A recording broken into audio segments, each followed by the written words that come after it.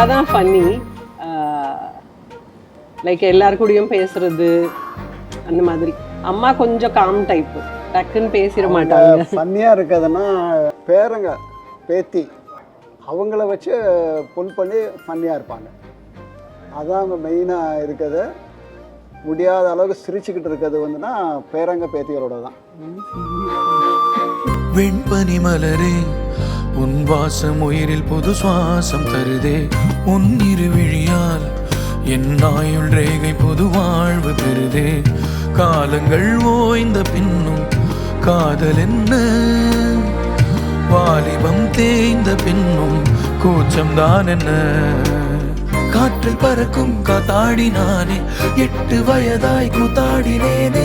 காய்ந்த இலை நானும் பச்சையானே, பாலைவனம் நான் நீர்வீழ்ச்சியானே. காற்றில் பறக்கும் காத்தாடி நானே, 8 வயதாய் கூத்தாடினேனே. காய்ந்த இலை நானும் பச்சையானே, பாலைவனம் நான் நீர்வீழ்ச்சியானே. வெண்பனி மலரே. So yeah, I think more than anything it's been a blessing to be with them. அவங்களோட இருக்கிறது வந்து it's like really nice. Both very fun loving people. So எங்களுக்கு எப்பெல்லாம் வந்து பொழுது போல அப்படிங்கிற மாதிரி இருந்ததுன்னா போய் அவங்களோட உட்காந்து ஏதாவது ஒரு கதை பேசணும் அப்படின்னா டைம் போகிறதே தெரியாது. ஸோ அண்ட் யா, சீட்டு விளையாடும் போதும் சரி செம்ம என்டர்டெயின்மெண்ட்.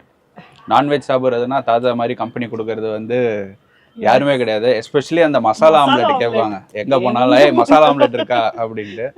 ஸோ யா, தேடிய தருணங்கள் எல்லாம் தேடியே வருகிறது, தேகத்தின் சுருக்கங்கள் எல்லாம் சிரிக்கின்றதே. வந்ததும் வாழ்ந்ததும் கண் முன்னே தெரிகிறதே, அந்த நாள் ஞாபகம் நெஞ்சிலே பூக்கிறதே. பாரம் பாய்ந்த நெஞ்சுக்குள்ளே ஈரம் பாயுதே, நரைகளும் மறைந்திடவே. வெண்பனி மலரே உன் இரு விழியா, வெண்பனி மலரே உன் வாசம் உயிரில் புது சுவாசம் தருதே.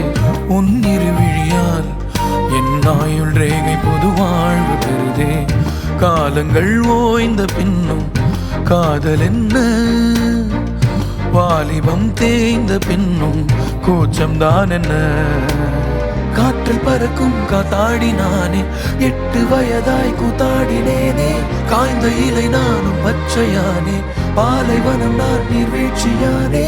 காற்றில் பறக்கும் காத்தாடி நானே, 8 வயதாய் கூத்தாடினேனே. காய்ந்த இலை நானும் பச்சையானே, பாலைவனம் நான் நீர்வீழ்ச்சியானே. யார் சொல்றாங்களோ இல்லையோ, நான் தான் அவங்களோட ஃபேவரட் கிராண்ட் சைல்ட். பட் நான் ஃபர்ஸ்ட் பேதினால கொஞ்சம் செல்லம் ஜாஸ்தி ஐ திங்க். பட் அவங்க அதை ஒத்துக்க மாட்டாங்க. Equal all grand children are equal. So நிறைய அது மாதிரி டைம் ஸ்பெண்ட் பண்ணியிருக்கோம் சின்ன வயசுலேருந்து. தாத்தாலாம் ரொம்ப அட்வென்ச்சரஸாக இருந்திருக்காங்க. So yeah, it's going to be interesting இது.